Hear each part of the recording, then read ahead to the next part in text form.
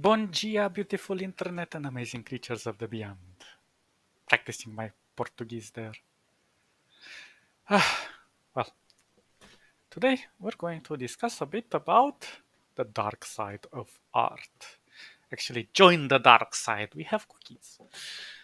But all jokes aside, um, well, art has many forms, and one particular form that is prominent than others is when you become obsessed or intoxicated with your deepest and darkest thoughts. And those are usually defined by events that happen outside of you, and it has an impact upon you. And that churns inside, and you develop your feelings and emotions and thoughts about this, and they start to orient and manipulate you into creating your own art because your art is a representation of what you feel, of course. But that's not necessarily a bad thing because expressing your feelings on the canvas you're working on is productive and is a way of escaping reality in a way and to exteriorize your emotions, and it's a sort of therapy. But sometimes it becomes too intoxicating, and it's a very slippery slope because it's like quicksand. It becomes like this dark pleasure or sort of like an erotic sadism that you get trapped. And it's very easy to slip in if you let it go, but extremely difficult to get out. But even with quicksands, there are tips and tricks on how to avoid them. First of all, don't panic if you're in a quicksand. That's the very first tip. And second tip is to always lay on your back if it's possible, because that way you're putting more pressure over the surface area, so it's more assured that you won't sink. But that's by the by. But unfortunately, if we sink in our emotions too much and we let them thrive there and churn them till a new moon comes out, we can slip into depression, and that can develop into even more severe traumas later on in our lives. So it's important to see where that limit is within us and to not let us go over that limit because then it's very difficult to come back. And the more times you go over this threshold, the more impossible it becomes to come back because you're starting to kind of get accustomed to the feelings, and misery is very exponential. But as somebody told me,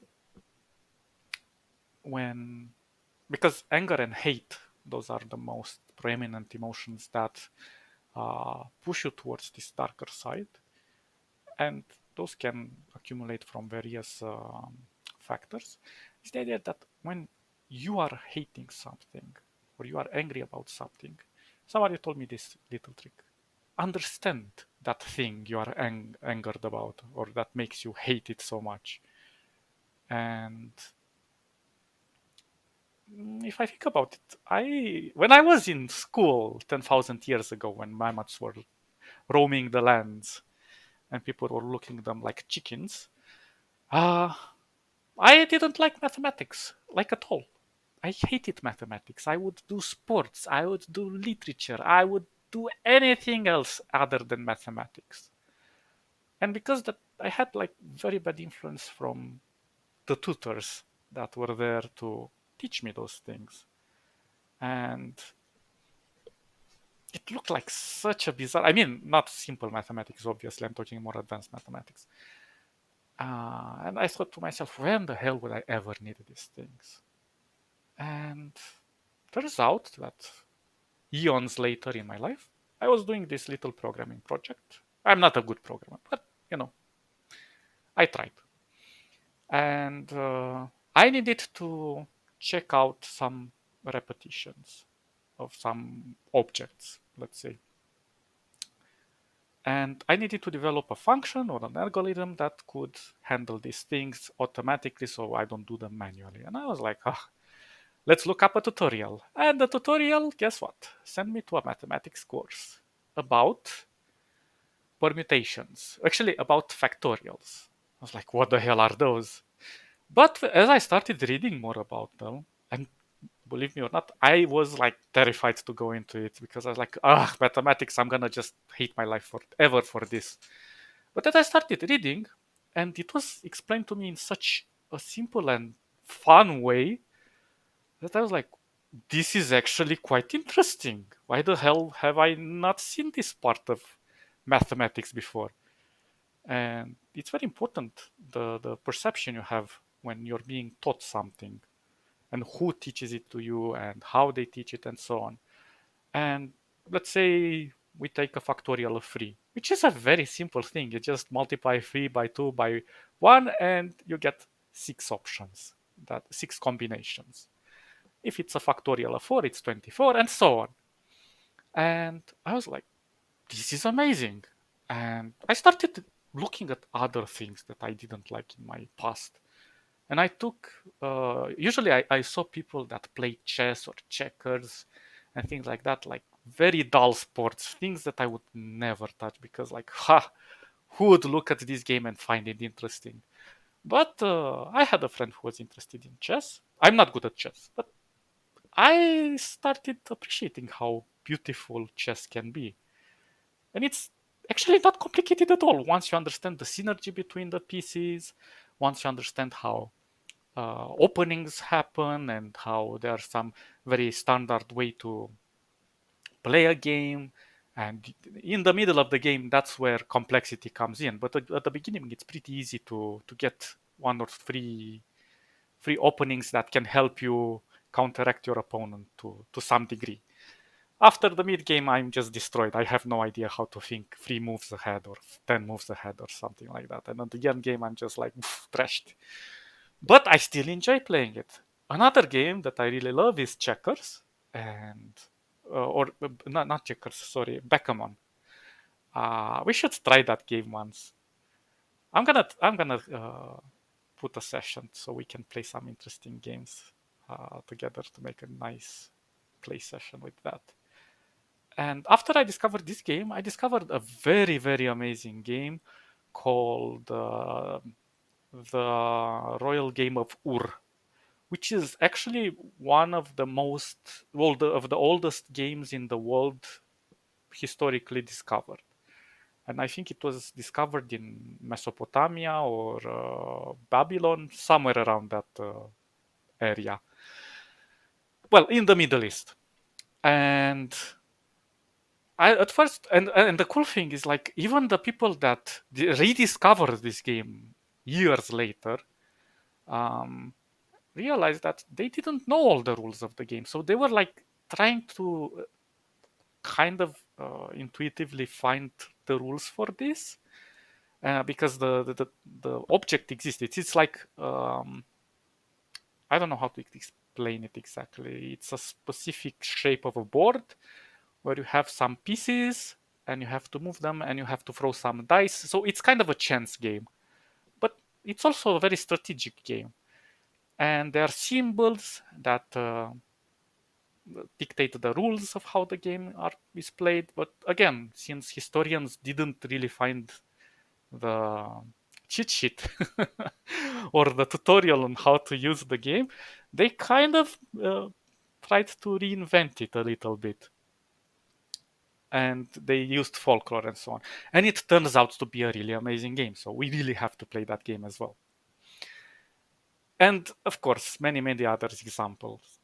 But the moment you start to research and to investigate and to understand that thing that really bothers you, you get the idea of what is really making you reject that thing. Because at the end of the day, if you hate something, that means you identified with it. So, for example, if you have financial issues and you start stressing too much about it or falling into depression, it's not the money issue that makes you do that, it's yourself, because all of these emotions are within yourself. You are giving birth to all of these feelings of stress and so on.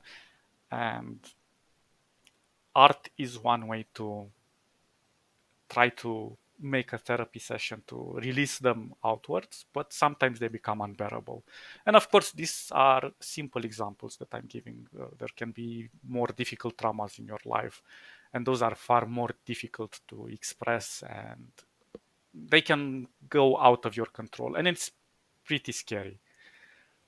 But once you start defining the issue, there are a few tips and tricks and solutions actually that can help you overcome them aside from art.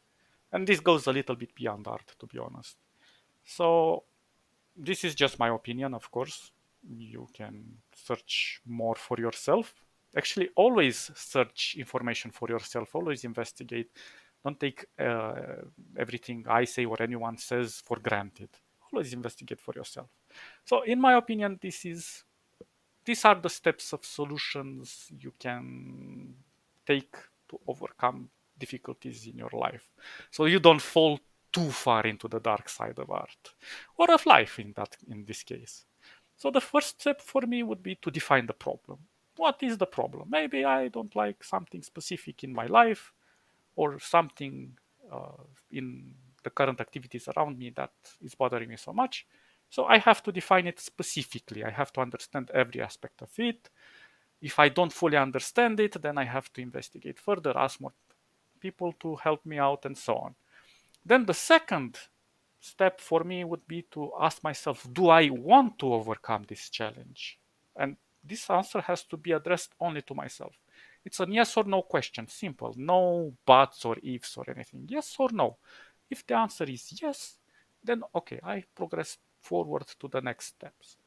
And it's never a shame to ask for help, because in life we are not born with knowledge, and it's always okay to go out and seek people that you trust and say, hey, I have this issue. Do you know maybe a solution for me, or something that can put me on a path to help me out or something? And you never know what happens from there. People can, I mean, yeah, don't go just to anybody, just go to people that really connect with you.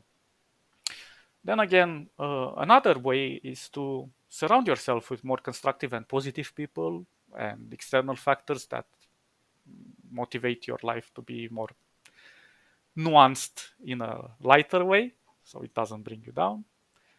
And one thing that I really recommend to people in general is like give yourself the proper care that you deserve, because you're also a person that requires your own support.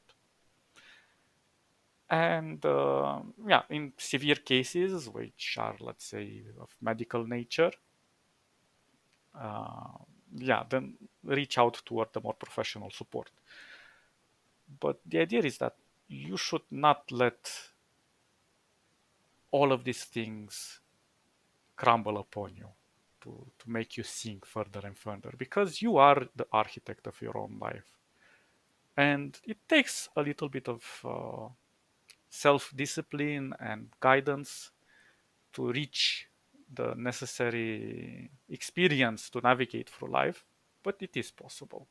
It just takes a little bit of time and a little bit of confidence in yourself, and you can reach better results. Just be patient with yourself, especially. Okay, guys, stay awesome. Love you all. Bye, bye, bye, bye, bye.